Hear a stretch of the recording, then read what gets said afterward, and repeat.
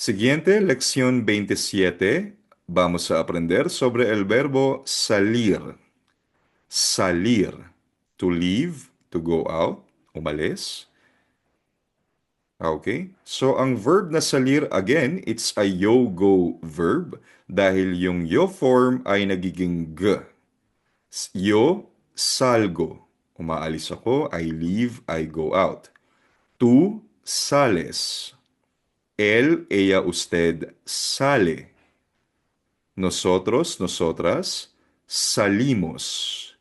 Vosotros, vosotras, salís. Again, may accent mark sa I, so yung diin ay, or yung pantig ay nasa dulo, salís.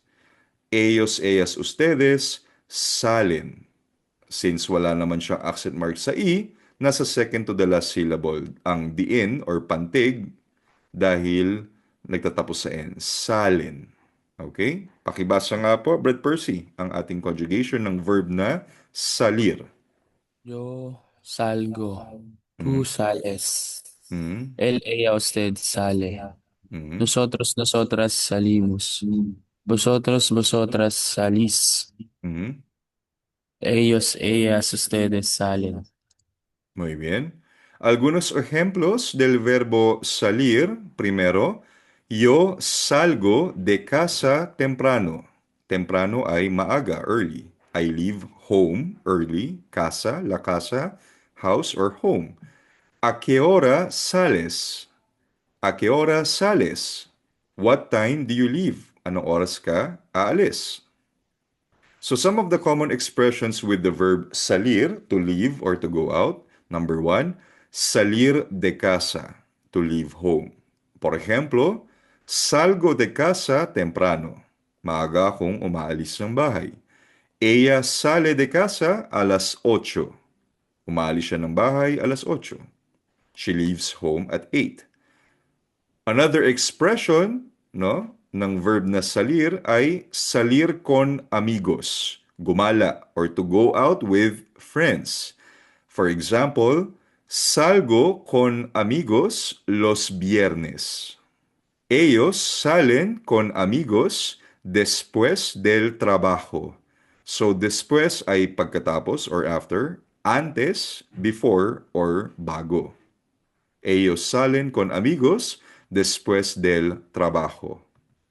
Another expression, this one, wala siyang kinalaman sa to leave or to go out. Pero ginagamit yung verb na salir to create this expression. Salir bien, to turn out well. For example, el examen sale bien. The exam turns out well. Maganda ang kinalabasan ng exam. Ayun.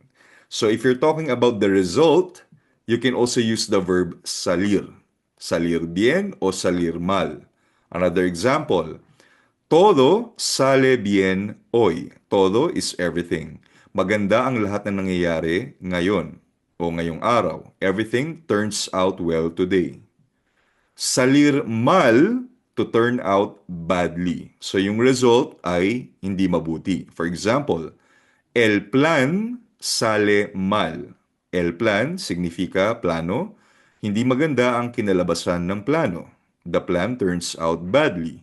Or, la reunión sale mal. Hindi naging maayos or maganda ang meeting. La reunión, meeting. Another example ng expression, na we're talking about expression. So sometimes kapag expression, nag-iiba rin yung meaning nung verb. Tatandaan natin, maraming verbs, hindi lang iisa ang kahulugan. Minsan nag-iiba ang kahulugan or maraming kahulugan or kapag kinumbine sa ibang mga salita ay nag-iiba rin ang kahulugan. Tatandaan natin yun. Okay? So next, another expression ng salir, salir tarde or late or salir temprano, early or maaga. Salimos tarde del trabajo. Yo salgo temprano hoy. Another example, salir ahora, now, or salir luego, later. To leave now or to leave later. For example, salgo ahora. Ahora. Hindi siya ahora, ahora. Ngayon, noun. Aalis na ako ngayon. Salgo ahora. Salimos luego. Aalis kami mamaya. We leave later. Okay, pakibasa nga po, Brad Elmer, ang ating mga examples na nabanggit, por favor. Salgo de casa temprano. Ella sale de casa a las 8. Salgo con amigos los viernes. Mhm. Ellos salen con amigos después del trabajo. El examen sale bien. Todo sale bien hoy. El plan sale mal. La reunión sale mal. Salimos tarde del trabajo.